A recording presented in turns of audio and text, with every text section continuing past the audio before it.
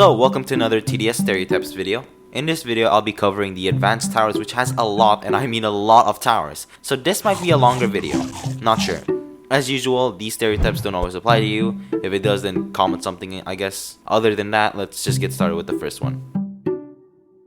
So for the Electroshocker, not much can be said with it. I think most people who uses this would only place it after they max their towers. They'd mostly use Minigunner or even Accelerator in some cases. But I mean, we're talking about the Electroshocker after the rework, so I guess people would be more interested in using it. Although I've never used it personally, nor will I ever use it, I think it's a pretty alright tower. Although there is better alternatives like the Sledger, but I think the Electroshocker is just used to slow down more zombies, unlike Sledger, just stunning a single enemy. So I guess both their niches are different, but whatever. So if you see someone using Electroshocker, they could be a good player. They probably are though, since they're using Electroshocker, and yeah.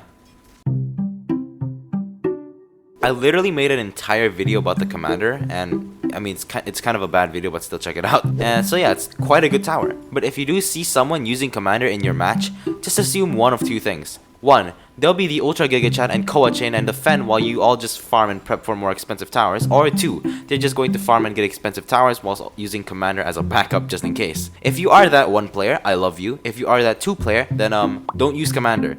Use DJ instead, please. It'll work out better than using commander, and when you are not using the Koa consecutively whilst we struggle on some cheap ass zombies. Anyways, just assume those things, I guess. If you get a 1 player, I think you're pretty much winning. And if you get a 2 player, then you might still win, but that kind of decides on the commander user. But you usually find which player they are in like the mid wave, so it's like a 50-50. So yeah, good luck. However, there are some players that uses DJ and commander, which I will credit them since you all need all the love and support. I swear to God, thank you. And lastly, there is the main commander, but we'll talk about it in a future series.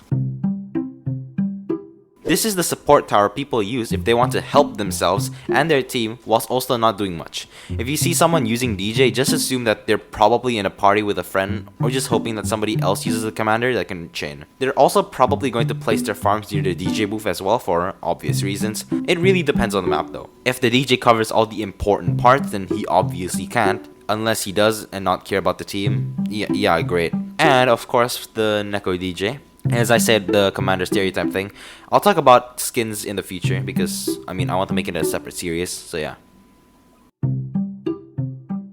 Warden is a tower that is used to usually defend mid waves, not early waves. Don't know why people use this Warden for early sometimes. Pretty weird. But if you see one using Warden, just know that they're probably just going to farm.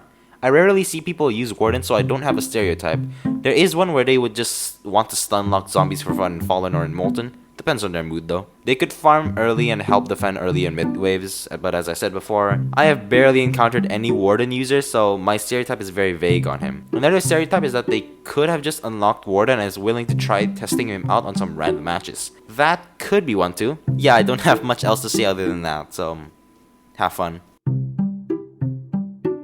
The face of TDS. Quite literally. So many people uses the Minigunner that it's quite hard to pinpoint a stereotype for the Minigunner. I guess they usually farm until the normal boss or breakers come in and they place Minigunners?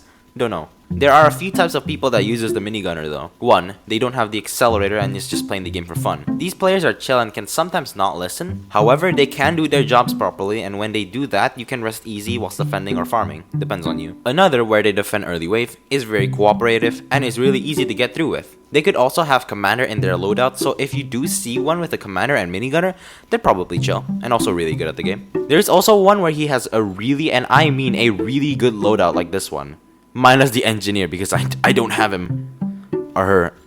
I don't care about gen. He most likely has a golden minigunner and gets really overpowered towers in the endgame with a DJ and maybe a ranger or an early wave defender like a gladiator or something. Lastly, there's one where they use the minigunner because it's like their only source of DPS. Like they have some other random towers, but their minigunner is the only one that usually gets placed down and deals damage. So yeah, that's all the stereotypes I have on the minigunner. If you have more, you can just comment it in the comment section. But it's unlikely I'll read it since I am busy with school, so yeah. Still, please comment it, because why not? Ranger is a tower that was used to be used a lot back then, when it was called the Outlaw. Combined with the stacked commander, it was pretty overpowered. But now it is actually still pretty good, since there was a pretty nice rework to the ranger, doing pretty nice DPS and a really good boss killer, and it's also not able to get stunned by stuff. Usually people who uses this also uses the minigunner as well as a commander, maybe to buff the shooting speed of the ranger, but after the seat work, I think people are more convinced to use it more? I mean, the price is still extremely high, so I'm not sure. So I guess the stereotype here is just that players who uses the Rangers is a mid-tier player that is going to play Fallen mode or events, because that's what Rangers are usually used for. Unless you are doing a speedrun or hardcore, I mean, I don't blame you, it's pretty fun. But if you are using Ranger, you can try and help people with using supports like DJ, because that will really help yourself for the discount and other people as well. So that's a win-win, I guess, so just do that. The Cowboy is a tower that has two parts, the golden one and the normal one.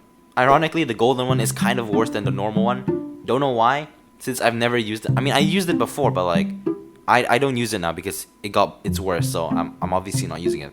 But I mean, it is kind of still good. With its nice cashback passive ability and decent damage, most people usually replaces the farm for the Cowboy, which is not always a good idea considering you only get $25 per 4 bullets, but still. And $50 if it's golden, obviously. But in Badlands, the Cowboy is actually really good. Because of its 3 lanes and basically the same zombies coming at you but tripled, people using Cowboys basically don't need farms to get started and can just spam Cowboys in the middle of this part of the map. Although some people still uses the farm, which I think they only use it because they don't have the Cowboy. If you are using farm and have a Cowboy, just use the Cowboy.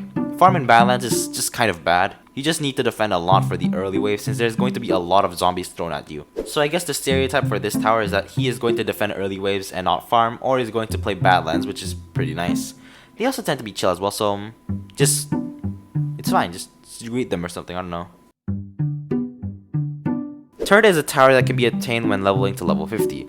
And Turret is quite a tower that is pretty good now, considering of the new reworks on it as well, being able to dish out 190 DPS. So people using the turret simply uses him in place of the accelerator, or uses it with the accelerator. It really depends on the player. Sometimes they'll go with the minigunner and ranger as well as some other towers, but mostly they'll be the ones that farms early and defends in mid waves, usually placing a few minigunners and then farming back again to get max turrets and stuff like that. Or on the other hand, you can get someone who just got the turret and is willing to use it in every loadout they can. Can't blame him. Turret is really good. So if you do see one, then you can assume that they're probably just a mid to late wave defender and does a pretty decent job at doing so. They're also way more experienced as well, so you can count on them for more better placements and such.